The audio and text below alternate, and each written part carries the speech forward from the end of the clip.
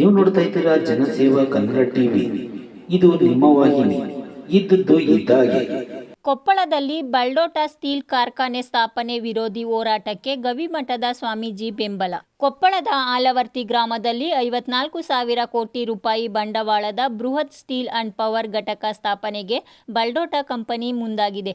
ಆದರೆ ಪರಿಸರ ಮಾಲಿನ್ಯ ಮತ್ತು ಆರೋಗ್ಯದ ಸಮಸ್ಯೆಗೆ ಮೇಲಾಗುವ ಪರಿಣಾಮಗಳ ಬಗ್ಗೆ ಆತಂಕ ವ್ಯಕ್ತವಾಗಿದ್ದು, ಗವಿಮಠದ ಅಭಿನವ ಗವಿಸಿದ್ದೇಶ್ವರ ಸ್ವಾಮೀಜಿಗಳು ಫೆಬ್ರವರಿ 24ರಂದು ವಿರೋಧ ಹೋರಾಟಕ್ಕೆ ಬೆಂಬಲ ನೀಡಿದ್ದಾರೆ.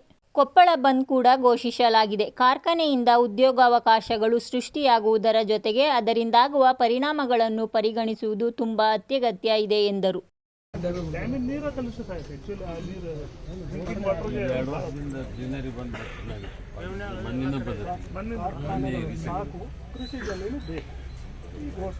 ಅಲ್ಲ, ಅವರು ಎಚ್ಚೆತ್ತುಕೊಳ್ಳುವಂಥದ್ದು ಚಲೋ ವಿಷಯಗಳಿಗೆ ಅವ್ರು ಏನಾದರೂ ಮಾಡಲಿ, ನಾವು ಪರಿಸರದ ಮೇಲೆ ಪರಿಣಾಮ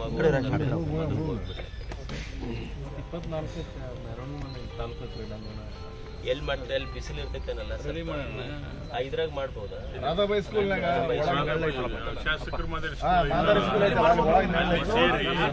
ಅಲ್ಲಿ ಸೇರಿ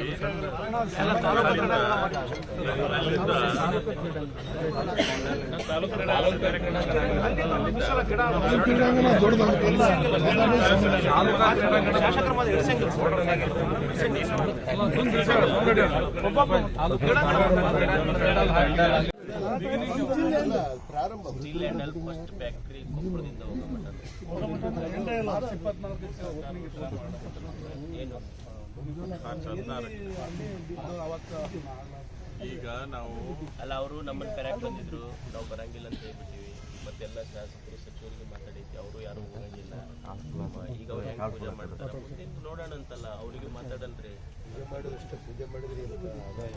ಈಗ ನಾವು 24 ಈಗ ಇದನ್ನು ಕರೆ ಕೊಟ್ಟು ಒಂದು ಪ್ಲಾನ್ ಮಾಡಿದ್ವಿ. 24 ಎಲ್ಲರೂ ಎಲ್ಲ ಅವತ್ತಕ್ಕರೆ ಎಲ್ಲ ಸಂಪೂರ್ಣವಾಗಿ ಬಂದಿರ್ತಕ್ಕಪ್ಪ.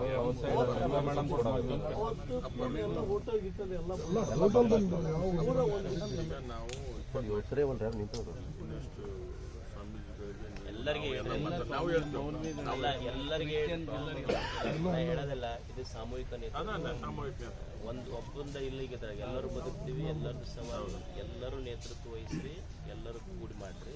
ಯಾರು ಇಂಡಿವಿಜುವಲ್ ಎಲ್ಲರೂ ಬದುಕಬೇಕಾಗಿತ್ತಿಲ್ಲ, ಬರೀ ಅಜ್ಜರೊಬ್ಬರ ಬದುಕೋದಿಲ್ಲ. ಪ್ರತಿಯೊಂದು ಸಣ್ಣ ಮಗನ ಹಿಡ್ಕೊಂಡು ಮುದುಕನವರೆಗೂ ನಮ್ಮ ಆಯುಷ್ಯ ಕಡಿಮೆ ಆಗುತ್ತೆ. ಎಲ್ಲರದು ಒಂದು 10-15 ವರ್ಷ ಕಡಿಮೆ ಆಗುತ್ತೆ ನೋಡಿ ಆಯುಷ್ಯ ಕೊಪ್ಪಳದವ್ರಿಗೆ. ಸಬ್ಸ್ಕ್ರೈಬ್ ಬಟನ್ ಮೇಲೆ ಕ್ಲಿಕ್ ಮಾಡಿ ಹಾಗೂ ನಮ್ಮ ಹೊಸ ವಿಡಿಯೋ ನೋಟಿಫಿಕೇಷನ್ಗೋಸ್ಕರ ಪಕ್ಕದಲ್ಲಿ ಕಾಣುವ ಬೆಲ್ ಬಟನ್ ಮೇಲೆ ಕ್ಲಿಕ್ ಮಾಡಿ ಹಾಗೂ ಲೈಕ್ ಮಾಡಿ, ಶೇರ್ ಮಾಡಿ, ಕಮೆಂಟ್ ಮಾಡಿ.